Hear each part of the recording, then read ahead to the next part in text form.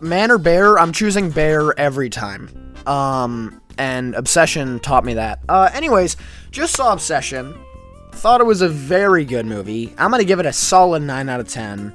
I'm just a man-hater now, and it's a little bit weird knowing that. First off, this is gonna be a spoiler review because there's a lot of things I want to talk about. I already filmed this before, but, like, there's a lot of things I want to talk about that I really want to get into that are complete spoilers, so, you know, just fair warning. And two, I feel bad for watching this movie, which I don't know if that was the goal, but I feel like it's mostly because I relate to a lot of things that this movie's, like, I relate to a lot of things that the character Bear does, and I regret thinking that way. Not in, like, the locking someone in out of themselves way. In, like, the beginning, I was like, yeah, I've definitely rehearsed talking to a girl in front of the mirror before. You know, I've definitely done stuff like that. And, you know, being obsessed with them and just wanting to be with them. And I realize now, I'm never going to do that again. No. But, like, I feel bad for doing it now. And learning, you know, if they like you, they like you. If they don't, they don't. And, you know, I kind of learned that already, but it was just a good reminder. This was a big experience for me, you know? Anyways, I'm going to get right into it. I'm going to start off the acting. Acting was phenomenal, especially on Nikki's part. I can't remember her name because it was weird. Indy Navarrete. I don't know if I'm saying that right. She absolutely killed it. From start to finish, oh my god, dude. She was so good in this. Dude, like, the amount of times she would switch... spoilers. The amount of times she would switch between, like, herself and the love monster just on a dime. And, like, it was perfect. Oh my god. Just killed it. I'm like, oh my god, dude. And then same thing with Michael Johnston. He also did a fantastic job. I thought the first little bit, he was not phoning it in, but, like, just there wasn't a lot of opportunity for him to really show off his acting. The end, oh man, he did such a good job. Dude, when he's, like, screaming and stuff, and the bills are falling, oh yeah, dude, oh my god, it was so good. Same thing with all the other actors, you know, I can't remember their names from the movie, but the two friends, they both killed it. Someone Lawless, I can't remember their acting names. I don't know. But anyways, the acting was phenomenal in this movie, and I genuinely think, I hope that Nikki gets an Oscar nomination or something. She deserves it because that was fantastic. And I don't know that I'm expecting it from the Academy because, you know, 26-year-old director, not exactly, I mean, it's Blumhouse, I guess, but I don't know. But she killed it, and I hope the best for her, and I really hope that these actors get a lot of roles following this movie. Anyways, moving into the story and the plot, fantastic. It was so good. Every single thing that got brought up counted. Everything mattered, which is so refreshing because so many times you'll see something that is just focused on and then forgotten about, or it just doesn't have as much of an impact as it really should. I felt like every single thing in this movie that gets brought up or mentioned or is shown has a distinct and reasonable inclusion. It is not just there to be there. It is there and it serves a purpose towards the greater story. You know? Like, oh my god, the amount of, like, callbacks that happened throughout it, so good. So good. What else do I want to talk about? I want to talk about, I mean, like, the message. I kind of, like, the message is just portrayed so well.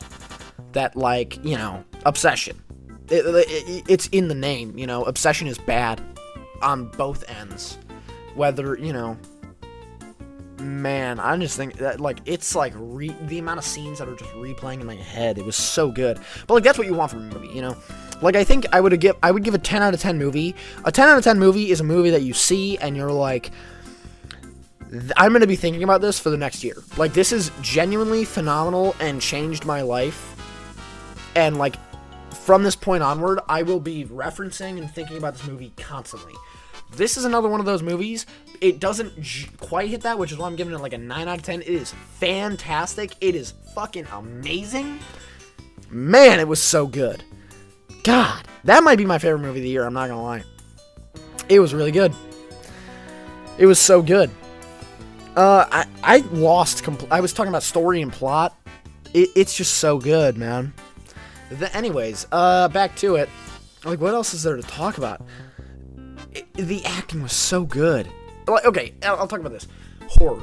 In terms of horror, it's really, like, it's scary. You know, yesterday I posted about the Backrooms, and I was talking about, like, the difference between scary and eerie. And I'm still holding my belief on Backrooms at an 8.5, because I thought it was a good movie. And my brother said I was talking to my brother yesterday about Backrooms, and he's like, once you see Obsession, you're going to change your score. I'm not changing my score. Backrooms is still an 8.5, but, like, it shows the difference between, because I think Backrooms set out to be eerie and not as scary, whereas Obsession set out to be scary, and it is scary. Like, there was multiple times I'm scared watching this, and it's just two different things. But, you know, and I can talk about this for a minute. Young directors. I want to be there for both of them. One of them was 20 years old, and one of them was 26. I want to be there. I want to be a young director. That's what I want to be. That's what I'm going to school for, you know? And, like, I really hope that other studios and companies see these movies and then say, we need more young directors. And then they're like, you know, I don't know. I just hope it's more accepting. And I really hope that these guys, you know, get the credits they deserve at award shows and, you know, stuff like that. Because both of these movies were phenomenal. You know, especially for being first films or, like, beginning films. Man, they were both just fantastic. I do think that Obsession stands out above Backrooms, 100%. But, like, this kind of stopped being an Obsession review. I don't want to talk about it. I feel bad watching it, but it was so fucking good that, like, I don't know what this is. I really don't. I kind of just turned the camera on and just started talking. But, like, what else is there to talk about?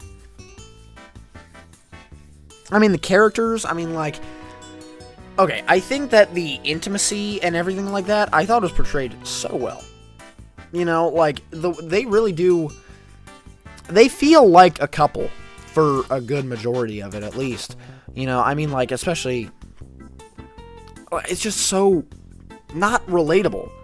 But, like, I don't know the term, like, I could see stuff in my head. I feel like I've just been repeating the same thing this whole fucking review. But, like, because it kind of is. I will say, the movie doesn't juggle, like, multiple plot lines. It's not like that. So it's kind of hard for me to do that because it's not like there's multiple things to talk about.